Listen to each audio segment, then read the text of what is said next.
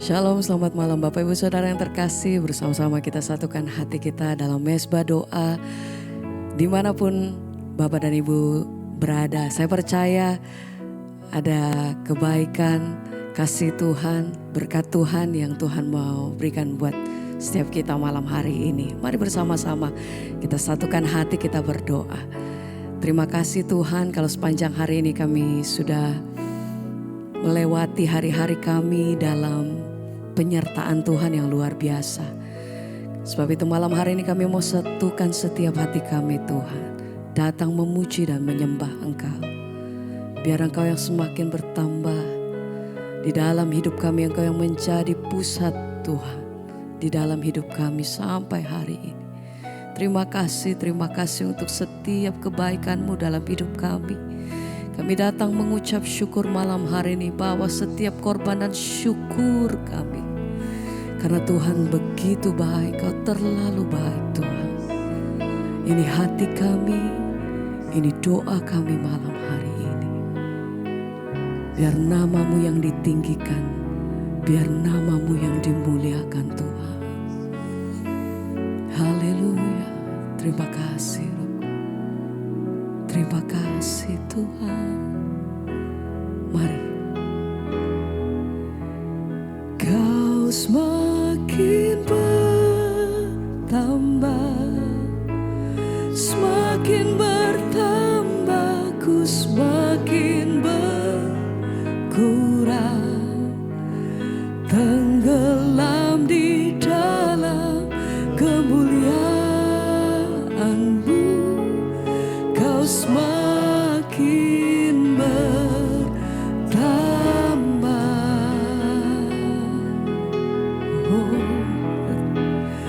memikul salibku di setiap waktu, biar kebenaran-Mu jadi semakin nyata dalamku. Amin. Kau semakin bertambah. Mari bersama dengan segenap hati sama-sama kata, Kau semakin bertambah. Amin Tuhan. Semakin bertambah. Biar Kau yang semakin bertambah, tenggelam di dalam kemuliaan-Mu. Kau semakin bertambah, memikul salibku sepanjang hidupku. Waktu biar kebenaran-Mu jadi semakin nyata dalamku. Kau semakin bertambah. Mari bersama sekali lagi nyatakan pujian ini. Kau semakin bertambah, semakin bertambah, ku semakin berkurang, tenggelam di dalam kemuliaan-Mu. Kau semakin bertambah. Mari katakan dengan segenap hatimu, memikul salibku di setiap waktu, biar kebenaran-Mu jadi semakin nyata dalamku. Kau semakin Tuhan, amin.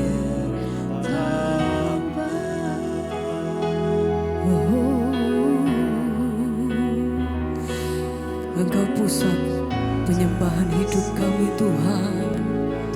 Engkau pusat dari hidupku. satu-satunya pribadi yang kami sembah. Segala pujian, bersyukur kami naik di hadapan Engkau. Terima kasih ya Tuhan. Oh, kami bersyukur, sembah pujian penghormatan kami bagi-Mu.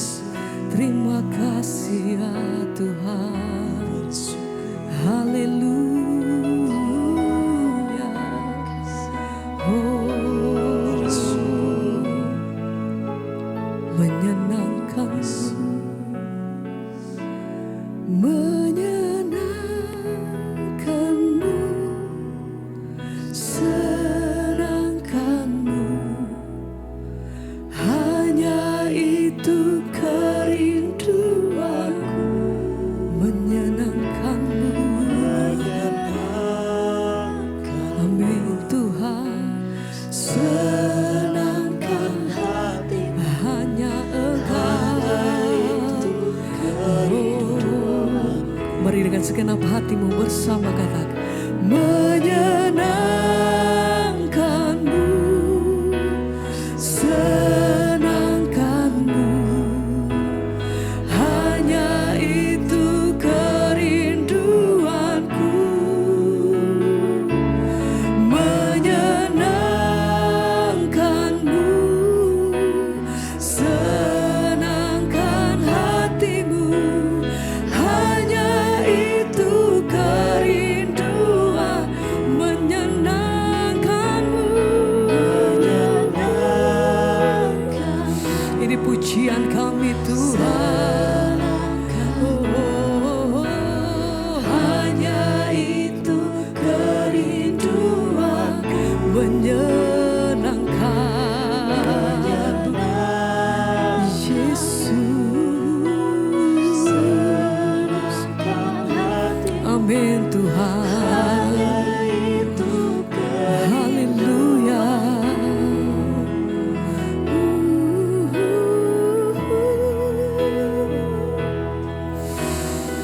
Kami bersyukur, terima kasih oh Tuhan. Kerinduan hati kami hanya menyenangkan. Oh Yesus, Yesus, terima kasih Tuhan.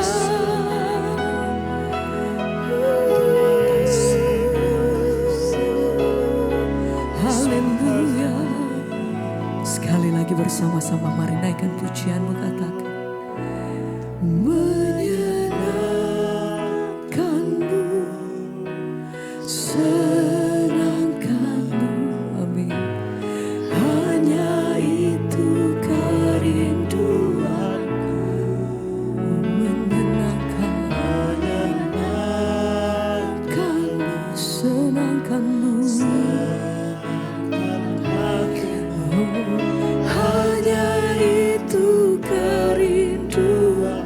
Sekali lagi bersama mari katakan, menyenangkan-Mu, senangkan-Mu, hanya itu kerinduanku.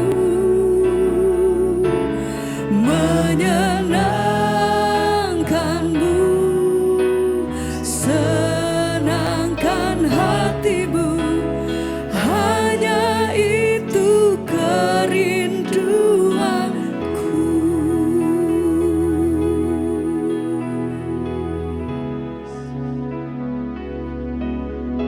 Terima kasih Bapa, kami mengucap syukur buat malam ini. Tuhan kembali izinkan kami berjumpa di Mesbah Doa. Semua karena anugerah Tuhan. Berbicara bagi kami, sampaikan isi hati-Mu Tuhan bagi kami.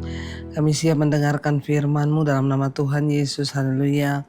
Amin, amin, amin. Iya, shalom Bapak Ibu, puji Tuhan, selamat malam. Kita boleh berjumpa kembali di Mesbah Doa malam ini. Semua karena anugerah Tuhan. Dan iya, maafkan karena beberapa hari ini Mesbah Doa ya hanya tayang khotbah karena saya sedang dalam keadaan sakit ya, dan puji Tuhan Ya Tuhan baik, ya luar biasa sebab Dia memberikan kita kesehatan dan kekuatan. Ya memang hari-hari ini cuacanya sedang tidak bersahabat saudara ya, dan banyak orang yang sakit mungkin ya, tapi tetaplah bersyukur, bersukacita, dan ya minum air putih yang banyak, dan ya hari-hari ini biarlah kita terus mendekatkan diri kepada Tuhan. Iya baik, saya akan bacakan kesaksian yang sudah masuk terlebih dahulu sebelum kita sama-sama mendengarkan firman Tuhan, dan ya terus kirimkan kesaksian saudara untuk boleh menjadi berkat buat banyak orang. Saya bacakan kesaksian yang sudah masuk ya. Shalom Ibu Debbie.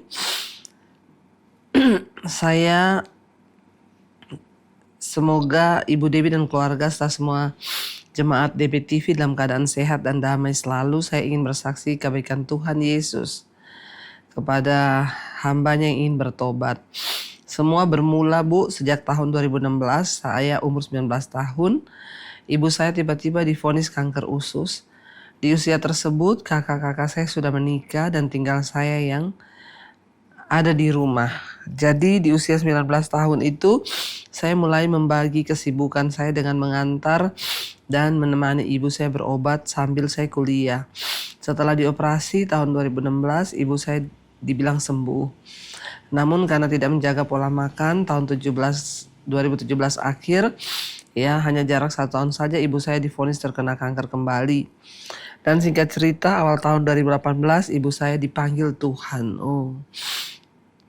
Saat itu saya sangat terpukul dengan kejadian itu dan saya menemani beliau melihat perjuangannya dan betapa ya berharap beliau untuk sembuh.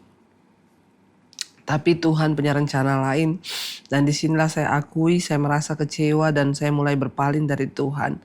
Lalu saya tinggal berdua dengan ayah saya. Saya dengan ayah tidak terlalu dekat. Saya akui saat itu layaknya umur 21 saya sibuk memikirkan kesedihan saya sendiri yang kehilangan seorang ibu dan melupakan fakta bahwa ayah saya juga dalam masa duka. Jadi kami semakin menjauh. Hingga tahun 2020 yang lalu tiba-tiba saya mendapat telepon dari UGD dan mendapat kabar bahwa ayah saya masuk UGD karena serangan jantung. Pada saat itu saya tiba di UGD, ayah saya sudah dalam keadaan sekarat dan dia menanyakan kakak saya dan juga menantunya, dan terakhir dia mengatakan agar semuanya kalian hidup baik-baik dan rukun-rukun selalu. Dan setelah itu ayah saya kehilangan kesadaran dalam waktu 2 minggu dan Tuhan mengambil ayah saya juga. Saat itu saya merasa terpuruk sekali, semakin hari saya semakin larut dalam kesedihan karena saya harus pulang ke rumah dan di sana banyak kenangan dengan kedua orang tua saya, dan hanya saja kali ini saya sendirian di rumah tersebut. Sampai akhirnya saya memutuskan untuk pindah dari rumah tersebut. Awalnya saya pindah ke tempat kakak saya, namun saya merasa asing karena mereka sudah menikah dan memiliki keluarga sendiri. Sehingga saya memutuskan untuk saya ngekos saja. Setelah ngekos ternyata saya jatuh semakin dalam. Saya berusaha menutupi kesedihan saya dengan berbelanja hingga saya jatuh ke pinjaman online. Dengan keadaan tersebut saya akhirnya memutuskan untuk menikah dengan pacar saya. Saat itu saya sudah 8 tahun bersama. Ya, saya menikah tanpa membuka kartu tentang pinjaman online ini. Karena luka saya belum sembuh, saya masuk ke dunia pernikahan dengan emosi yang tidak stabil. Singkat cerita, saya mengaku soal pinjaman online saya ke suami saya dan keluarga saya. Lalu semuanya memaafkan dan pinjaman online saya dibayarkan dari uang peninggalan orang tua saya. Setelah itu saya tidak bertobat. Pada 2023 lalu kami melahirkan anak pertama kami dan saya pun jatuh ke dalam pinjaman online lagi karena saya baru memiliki anak. Saya ingin semuanya yang terbaik untuk anak saya. Pada saat itu saya berjanji pada suami saya dan keluarga saya bahwa saya tidak akan mengulangi kembali. Sebenarnya saya dan suami tidak kekurangan. Kami berdua bekerja dan gaji kami juga cukup. Namun kami sangat kurang komunikasi. Saya akhirnya stres setelah menikah Ya, saya tinggal jauh dari keluarga dan harus mengurus anak, rumah dan suami. Sambil bekerja, saya lelah dan tidak bisa menjalankan hobi saya ataupun berkumpul dengan teman-teman dan keluarga saya. Karena saya tinggal jauh dan biaya rumah dan anak besar. Karena ruang komunikasi yang sempit, saya tidak mengkomunikasikan hal ini kepada suami. Kembali saya lari lagi untuk belanja online dan ketiga kali saya terlilit dalam hutang. Kali ini suami saya marah. 2 kali hutang saya ditutupi oleh uang peninggalan orang tua. Yang ketiga ini saya tahu suami saya punya uang untuk menutupi, sehingga saya berniat pinjam ke suami saya. Namun suami saya sudah terlanjur tidak percaya, dia menolak untuk membantu saya dan akhirnya meninggalkan saya. Kakak saya pun sudah tidak mau membantu, namun mereka mengingatkan saya bahwa saya harus berdoa, minta pertolongan Tuhan. Karena Tuhan yang bisa membantu saya, dan akhirnya saya bergumul sekali. Namun jalan terakhirlah saya harus menjual rumah yang kami tinggal saat itu. Itu juga adalah warisan orang tua saya. Mujizat Tuhan pun mulai terjadi. Dalam 1 hari saya pasang spanduk rumah dijual, tetangga saya langsung mengirimkan DP untuk membeli rumah tersebut dan berniat membeli dengan cara KPR Bank. Kondisi rumah tersebut masih atas nama orang tua saya, jadi saya harus mengurus semua dokumen dulu sendiri. Namun semua proses saya bawa dalam doa dan mujizat Tuhan terus terjadi. Dalam 3 bulan proses balik nama, ahli waris, dan proses KPR selesai. Dan ini sungguh mujizat, saya pun bisa melunasi utang-utang saya dan tidak diteror lagi oleh debt collector. Namun tidak berhenti lagi, suami saya sampai sekarang belum kembali dan saya masih bergumul untuk pernikahan saya. 2 bulan yang lalu kedua keluarga kami kumpul. 2 bulan lalu kedua keluarga kami kumpul dan di situ suami saya bilang bahwa dia sudah tidak bisa kembali bersama saya. Sejak itu saya pindah rumah menjadi dekat dengan kakak saya. Sampai saat ini suami saya masih ke rumah 1-2 kali per minggu untuk bertemu anak. Kami pergi keluar selayaknya keluarga normal dan kami berencana merayakan Natal bersama, ya, keluarga kecil kami. Tapi tidak ada pembicaraan rujuk kembali atau tinggal bersama atau urus perceraian ke gereja. Namun masalah saya belum selesai, namun saya berjanji pada Tuhan. Saya bilang, Tuhan, jika Tuhan izinkan saya bisa duduk dan berdoa bertiga, dan saya akan bersaksi atas semua mujizat Tuhan kepada saya dan Tuhan memperbolehkan itu terjadi kepada saya. Kami sudah 2 kali duduk bersama dan dengan anak kami dan kami berdoa. Untuk kedepannya saya menyerahkan semua dalam Tuhan karena saya yakin bahwa Tuhan memiliki waktu dan rencana yang terbaik. Saya berharap biar kesaksian saya ini membantu untuk menjadi inspirasi bagi teman-teman yang sedang bergumul dan mengalami kesulitan. Mari kita mencari Tuhan dan berusaha menyerahkan semuanya kepada Tuhan, mendekatkan diri, jangan menunggu jatuh terlalu dalam, ya, tapi biarlah Tuhan mengambil alih semuanya karena Tuhan itu mampu untuk memulihkan dalam sekejap mata. Amin, amin, amin. Wow, puji Tuhan ya. Iya, kita melihat saudara bahwa satu kesaksian yang menurut saya sangat luar biasa ya. Bagaimana seorang anak ya yang masih berusia belasan tahun harus kehilangan orang tua, kehilangan mamanya, kehilangan papahnya, sehingga dia bertumbuh dalam kepahitan, kekecewaan, ya, dan akhirnya menikah karena berpikir itu adalah jalan keluar. Ternyata salah, dengan luka-luka yang belum sembuh, tidak berdamai dengan keadaan dan Tuhan, maka semuanya menjadi semakin sulit. Namun hari-hari ini puji Tuhan ya, hubungan dengan suami terus membaik, bahkan sudah sering berdoa bersama. Ya, kita percaya bahwa Tuhan sanggup memulihkan sempurna ya sampai di titik ini. Ya, Tuhan sudah membawa, maka dia tidak akan meninggalkan. Kita semua dukung dalam doa, ya, dan biarlah Tuhan yang turut bekerja untuk mendatangkan kebaikan. Iya, baik, kita akan sama-sama melanjutkan pembacaan firman Tuhan. Iya, dan sekarang kita akan melanjutkan pembacaan firman Tuhan. Sekarang kita sudah di Amsal pasal yang ke-18. Ya, Amsal pasal yang ke-18. Saudara, biarlah hari-hari ini kita nih mau terus ya mencari Tuhan, sebab memang kita ada di masa-masa yang sulit hari-hari ini dan tidak mudah saudara untuk menjalani hari-hari terakhir ini.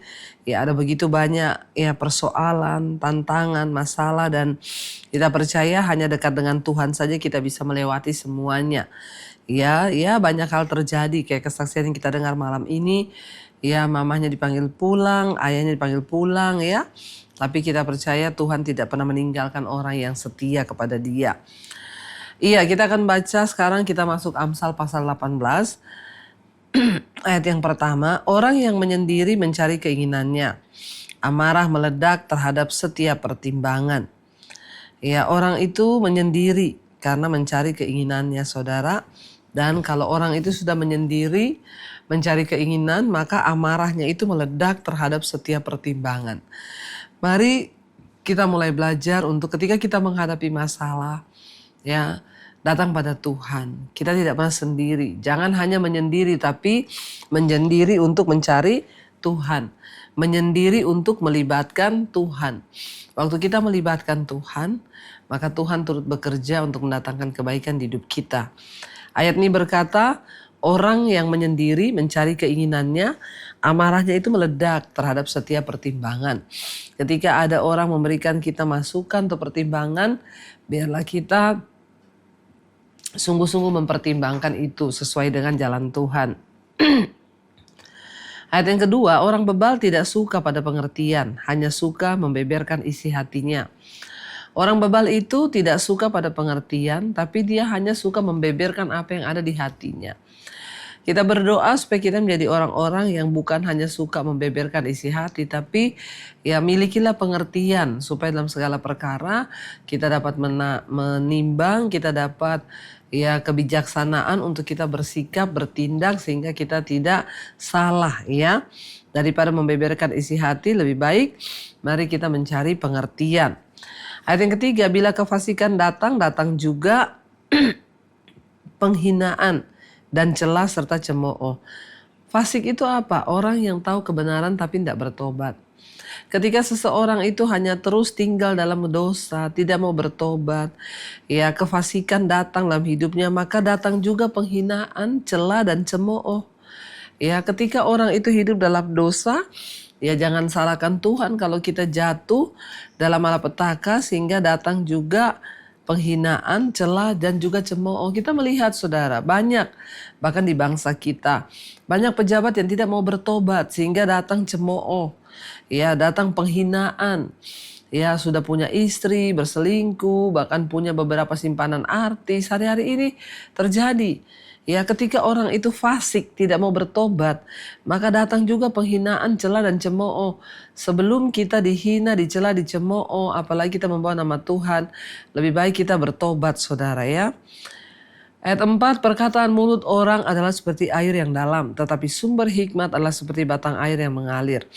Perkataan mulut orang seperti air yang dalam. Ya, artinya apa? Tidak bisa ditebak, nggak bisa diduga, nggak bisa dipercaya. Ya, orang itu kalau ya mulutnya itu ya seperti air yang dalam.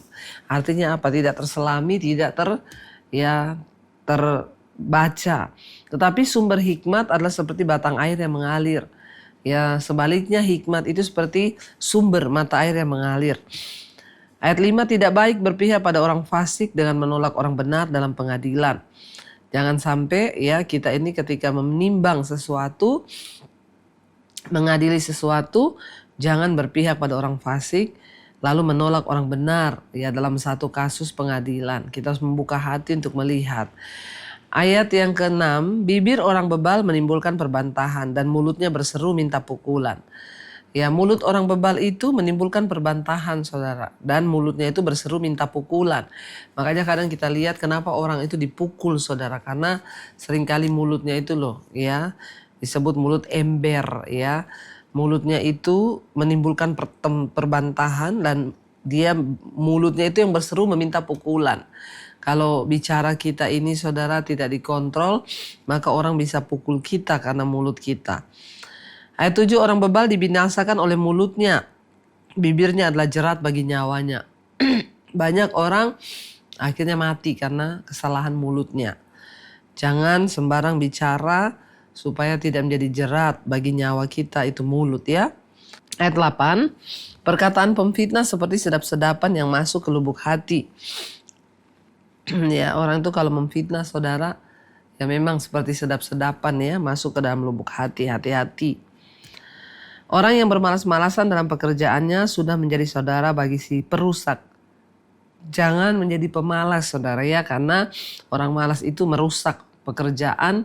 Dimanapun kita berada pasti semua jadi rusak karena kemalasan. Ayat 10, nama Tuhan adalah menara yang kuat, kesanalah orang benar berlari dan ia menjadi selamat. Nama Tuhan itu menara yang kuat, orang benar berlari kepada nama Tuhan dan ia selamat.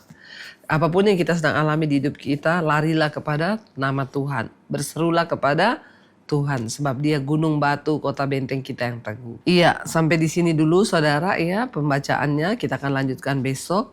Dan mari kita satukan hati, kita sama-sama berdoa. Terima kasih Bapa, kami bersyukur buat malam ini.